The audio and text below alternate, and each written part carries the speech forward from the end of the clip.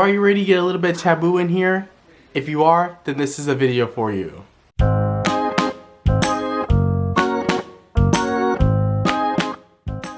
Hey guys, welcome back to my channel. This is Charles from the channel Books on Stereo, and I'm here to talk about all the books that I read by Saffron A. Kent. Now, if you watch any of my author spotlights, you know how this works. I'm not going to go into all the details, so without further ado, let's get into the books. First, I have My Darling Arrow, and this is, I believe, almost like a new adult coming-of-age type romance. We have our main heroine who is in high school, if I'm not correct, and she falls in love with her sister's ex-boyfriend, and is their romance. Now, this one is quite taboo. She is basically orphaned. She has an older sister as well, because I mentioned that she's in love with her sister's ex-boyfriend. But through a certain set of circumstances, she finds herself kind of in a high school for like troubled girls, and the school has very set rules. And the hero actually comes back to the school as a soccer coach, and our heroine actually plays soccer, so that's how these two characters interact. And there's some reasons why he had to come back and take a break from his professional soccer league career. The reasons why kind of get revealed as you kind of read the story a little bit more. So I gave this one a 3 out of 5 stars. I definitely liked it. It was a lot more slow burn than what I thought it was going to be, and some of the motivations of our main heroine were just not quite there for me. She read a little bit naive, a little bit on the younger side, and yes, she is in high school. I believe she's 17 or 18 in the book, I can't remember, but it just didn't quite work for me in this one. I felt like the pacing was too long. The chemistry, it was there, but it took so long to develop, and the whole kind of stumbling block with and the information that's revealed around the sister and her sister's relationship to the hero.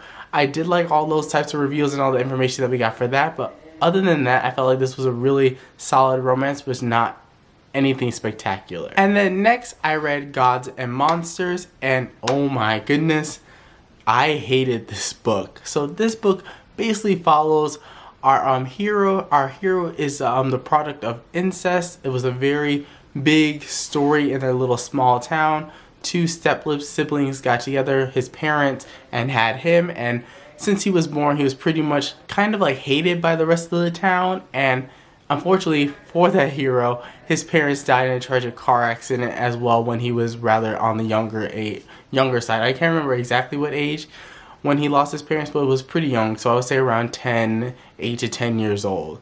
And our heroine is basically a part of this very religious family, and her mother is very kind of like a protective mother hawk, and forbids her daughter from ever talking to the hero, but our heroine does, and it's their romance. And so this book was a mess. It was the hardest book I've ever had to get through. It just was not good at all. The heroine was particularly annoying. Like, I could not stand her. I gave this book a 1 out of 5 stars, if you're curious. And by the way, there's some things that happen in the plot where it kind of takes a 180, and there's things that happen in this book that just, it really didn't rub me the right way. I really didn't like it. Like, if you can suspend your disbelief throughout the entire book and just kind of just go with it, then I think you may enjoy it. But if you can't, and it's hard for you to just really kind of sympathize and be on board with our heroine's actions, you will find this book extremely annoying. And it's not that it's anything problematic. I get what the author was trying to do, but it wasn't done right. The heroine did not have enough agency. She seemed to be very wish-washy, very all up in her feels and in her emotions, and just some of her decisions, I was just like, I can't in any way rationalize what you're doing. I can nor can I even understand what the heroine was doing all the time, because I was just like, I don't know why that you're going through all of this, and why you're doing this for a dude that you just barely met and you barely even know, but you're willing to just do all this crazy stuff just so you can make the relationship work. Yeah, this book just didn't work for me. Then up next, I read The Unrequited, and this is about a heroine who has an unrequited crush on her poetry professor, and it's their romance. So this one I gave another 3 out of 5 stars as well. The premise was really interesting for this book, and I thought it was going to be a lot darker and a lot more on the steamier side, but it isn't. And I will have to say, trigger warning, if you do not like cheating in your books, don't read this book, because our hero is technically married, even though the marriage is technically estranged and they're not really together. They're still technically married while the heroine is actually pursuing the hero, and vice versa. So if that's a hard no for you, definitely skip this book. But the characters were fine. It's where I had a big issue with the plot. The plot for this one just really kind of just took its time. It really had no direction. And this one was trying to be a little bit more character focused, but then around halfway through the novel, the plot kind of like kicks into high gear and just starts taking all these crazy twists and turns that I felt was completely unnecessary. I'd rather have just been a really dark, taboo-esque romance, but it was trying to do all these deeper things and trying to tackle all these deeper issues, and it wasn't quite done well enough for me in this book, but it still wasn't a bad read. And up next I have Medicine Man, and this is a romance between a psychiatrist and one of his inmates or patients at the rehab center, who happens to be our heroine. And so our heroine actually gets sent to this rehab clinic because she tried to commit suicide, so trigger warning for suicide or mental illness, and ultimately she's unsuccessful, and her parents find out and send her to rehab, and that's where she's been staying for the summer after her graduation from high school. And it's her romance with her psychiatrist. And for this one, I gave this one a 4 out of 5 stars. I really did enjoy this one. This one handles a lot of really taboo, very sensitive issues in a realistically and nuanced manner.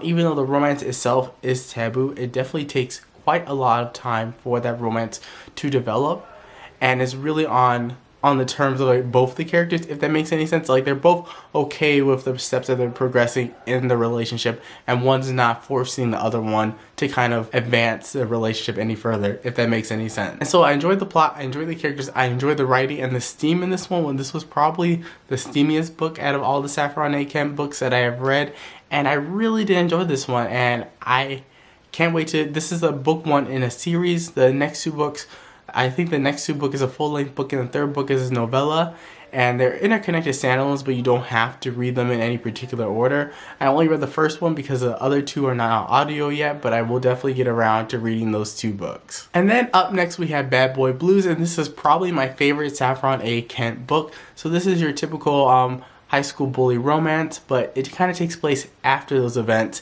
and they're all adults. So our main 2 characters are adults. So our hero is a bully, he's part of a very wealthy family, and our heroine was the recipient of the bullying, and it's their romance. Now for this one, I really did like this one. There were some reveals that happened with the characters and some plot developments that I really enjoyed, and the romance and the writing were just all there for me in this book, and I absolutely loved it. And then the final book that I read by this author is A War Like Ours, I believe is the title of this book, by Saffron A. Kent. The cover will be up here, so if I get the title wrong, I'm sorry.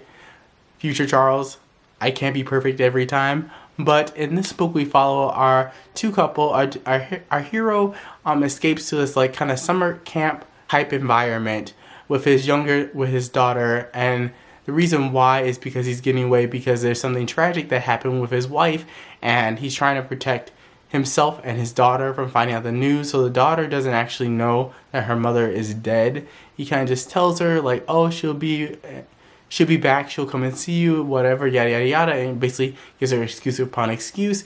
And our heroine is actually someone that works on these campgrounds, and she basically kind of catches on to what the hero is doing and confronts him, and it's the start of their romance. Now I would say this romance is very dark. You have a character, our hero, who kind of deals in self-harm. There's a lot of instances where he cuts himself as a means of escape. And you have a heroine who has suffered some severe sexual assault in her past that does get explained and explored on page. So if that is triggering to you, or any of those 2 things are triggering to you, I would definitely say go into this book with some caution. But overall, I gave this one a 3 out of 5 stars. I felt like this was not handled the best, and I did think there were some missteps here and there with the depiction of the 2 issues that our characters are facing. But I did enjoy the romance for what it was. There is cheating involved in this book. Our heroine is actually bisexual and is in a semi-committed relationship with another one of her co-workers. But yeah, I really don't have anything necessarily bad or really overly positive to say about this book. So overall thoughts about this author. So I say I like her work. She isn't an all-time favorite author for me, but I like some of the work that works for me and some of them just doesn't work for me. So she's a little bit of like a mixed bag author for me. So now, do I recommend this author to you guys? So I would say if you like authors that kind of delve into taboo or more risque subject matter and then actually spend time working through those issues and really kind of exploring those issues in some level of depth, and rather than focusing on like super steamy smut, then you probably will like this author. If you're not into like some of those taboo aspects of this author's work, I definitely don't think you will like this author in general. So I definitely would not recommend, if you fall in that category, I definitely would not recommend that author to you guys. So hopefully that's helpful. I recommend this author to you with a caveat. If you like dark taboo issues with like a nice amount of steam, you'll like this author. But if you don't like those things, you will probably not like this author. So thank you guys so much for watching. Like always, let me know down in the comment section down below if you have 1, read this author, and 2, what some of the books that you have loved by this author, or if you're going to be picking up any books by this author based on my recommendation or review of this author's work. And I'll catch you guys with a brand new video.